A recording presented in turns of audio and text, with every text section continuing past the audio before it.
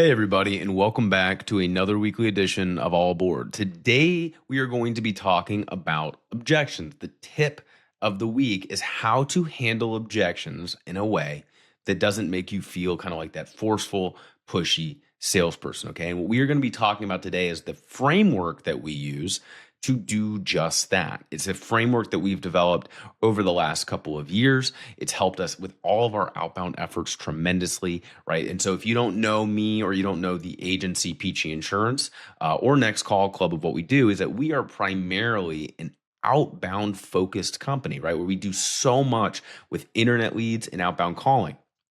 And when people think about internet leads or they think about outbound calling, one of the biggest challenges that they always come to is that their team either doesn't pick up the phone, or more importantly, they pick up the phone, they get somebody on the phone, and then they get faced with a bunch of objections. The team gets discouraged, they don't know how to handle it, and ultimately they give up and say, these leads suck. Okay.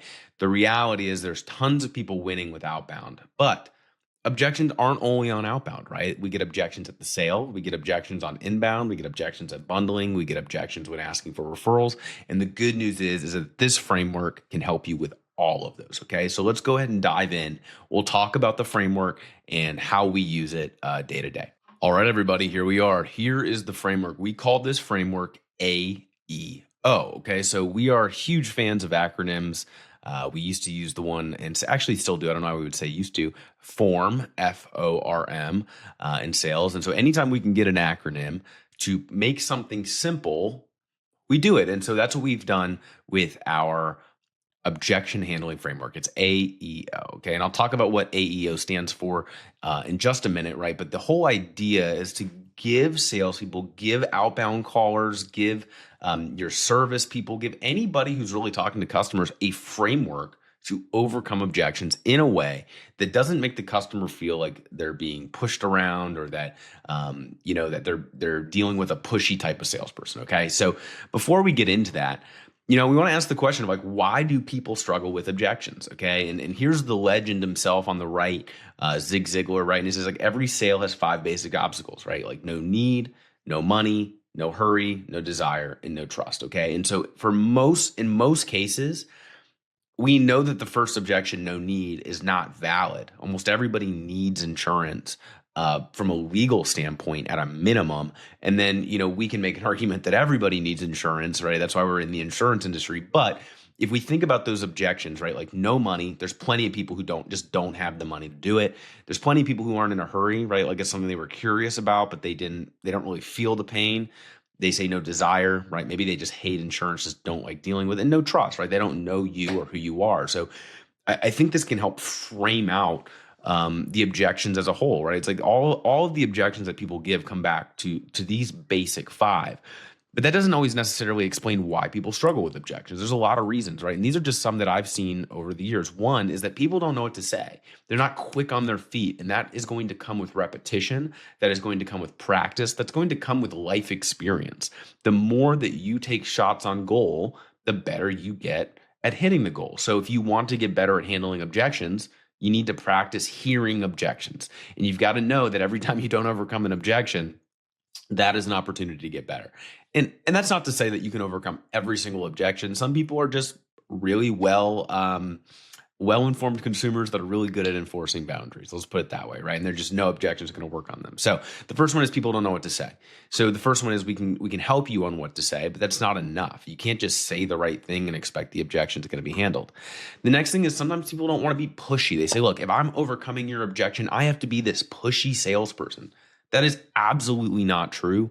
You can be pushy. I know when I was selling, I was very pushy. I was so pushy as a salesperson when I was selling insurance that if I didn't close you on the first call, there was a good chance you were never going to talk to me again because I was so pushy, and that didn't bother me. But when I started training other salespeople, I had to learn that not everybody sold the same way I did. And so we had to come up with a way to give people the framework who weren't as pushy to overcome objections and close deals. And we've had plenty of people who are more of like a nurturing, quote, nurturing type salesperson use this framework to have tremendous amounts of success. Okay.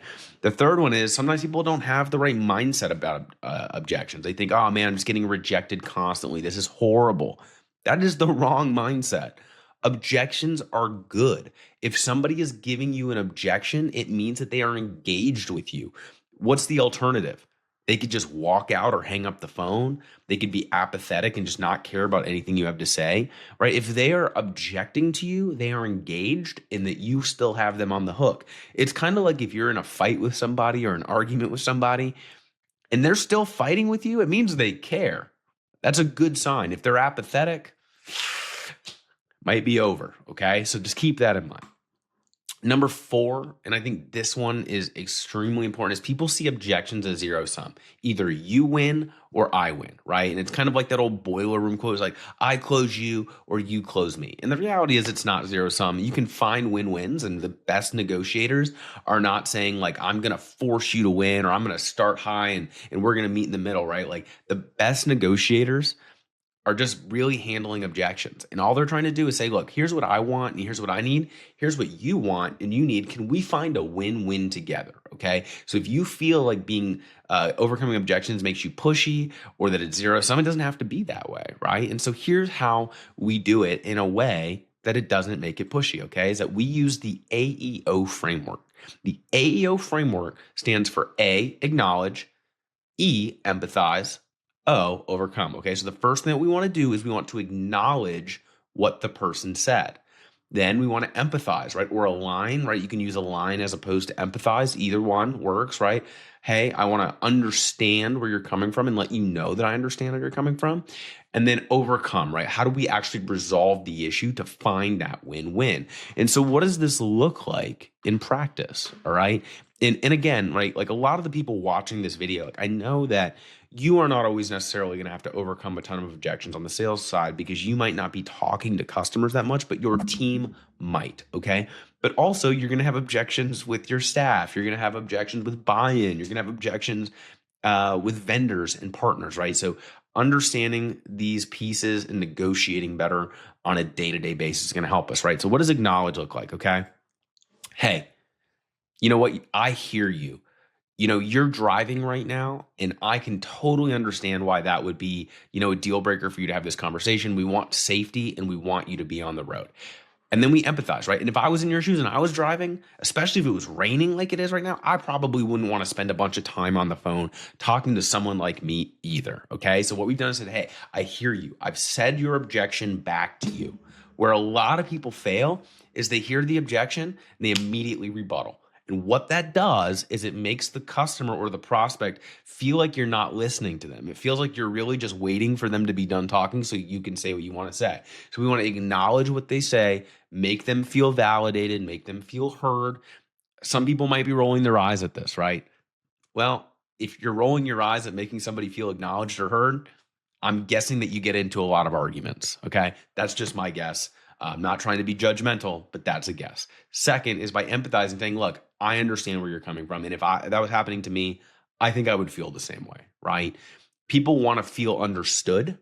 And that is what we are doing in that case, right? So then how do we overcome it, right? We say, this is where we add value. Hey, look, you're driving. I know that's not safe, especially in the rain. And the last thing that you want to do is talk to me. Why don't we do this? Let me ask you 5 or 6 quick questions so I can apply discounts. I'm going to make it super quick, super easy for you, 2 or 3 minutes. Then you don't have to take any more phone calls from anybody else because I'm going to have a rate for you and we can go from there. How does that sound? Usually something like that will work, okay? So again, acknowledge their objection, right? Say it back to them. Second, understand, align, empathize with them, make them feel like that you would feel the same way or, you know, empathize in some other way. And then third, add value to make their life easier. And that's how we're going to overcome the objection, okay? So that is going to be the AEO framework. Every single time that we do objections, all of our guides, all of our handouts, everything that we do with all of our salespeople, service people, anyone that's customer facing, every objection that we handle follows this format: acknowledge, empathize, overcome, okay?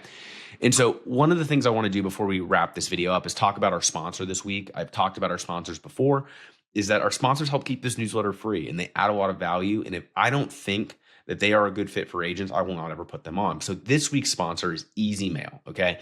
And so a lot of people that I talk to at Next Call Club, right, they say, look, leads don't work for me. My team doesn't like objections or the outbound calling. And so in those cases, I usually say, well, maybe you should be better off trying to bring calls in, right? And that's where mail can be a great option for you. But that doesn't mean that mail doesn't have objections, right? Like there's objections for the bait and switch. There's objections when closing the sale. And so if we think about the bait and switch objection, right? Like what do people always say? They say, look, all right, like, well, I got this mailer from you and it has this low rate. Like, why don't I have this low rate? Okay. So we want to acknowledge it. Hey, I could totally understand that you saw this low rate and now my rate is up here. And that can feel a little bit like a bait and switch. And if I was in your shoes, I would feel the same way. The last thing I want as a consumer myself is to have any hidden costs. Now, the reason that the price is so different is because I had to make a bunch of assumptions about like your roof, your home, the quality of your home. And yes, the price that we're offering you is more expensive than what you saw in the teaser, but it is better than what you have now because of price or coverages or value or whatever it is. And we'd still love to help you with that. Okay. So the bait and switch objection is a big one. You're still going to get objections, but they'll be a little bit softer. And the reason I really like easy mail is for a few reasons. One, a lot lighter objections than internet leads. Mail is more expensive to make your phone ring, but it is a great strategy for a ton of agents across the country. I do a little bit of mail, not a lot. I'm talking like 3,000 pieces per month, and I send those to my top producers as a reward so they don't have to get burned out as much on the outbound side. There are objections, but they're significantly lighter than internet leads. The customers are stickier. In general, we've run this data in the past. Customers who come in via direct mail versus leads retain around 2.5% higher. Okay. Easy Mail offers exclusive zip codes, so they don't have multiple agents mailing into your zip codes, right? It's blocked off for just you. That helps you maintain that neighborhood or that zip code or that city, however you're going to do it. And I think the most important thing about Easy Mail that makes it such a great option for a lot of people is that the owner is another agent just like us. His name's Ryan Chao. He's part of C8. He's a friend of mine, but he is fanatic about data. Direct mail is so similar across all these different companies. And there's a couple direct mail people that I really, really respect. Ryan Chao is one of them. And the people that I respect when it comes to direct mail are the people who are fanatic about the data. Because if you're just pulling some random data off some random list and the list sucks or it's inaccurate, your mail is going to not perform well. If you are getting your data accurate, you're appending it, you're scrubbing it, you're making sure the people who are on that envelope actually live there, that is going to be the difference between mail that works and the mail that doesn't. Okay. So if you're looking for a direct mail option, I would highly recommend Easy Mail. Check it out. And until next time, let me know if there's anything I can help you with. As always, we'd love to work with you with Next Call Club on internet leads, sales training, one-on-one agent consulting, data analytics, or more. And if you have any questions, whether it's about the AEO framework or anything else, just shoot me a reply to this newsletter, and I'll be happy to answer any of your questions. Thanks so much for your time, energy, and attention. Until next time, have a good one.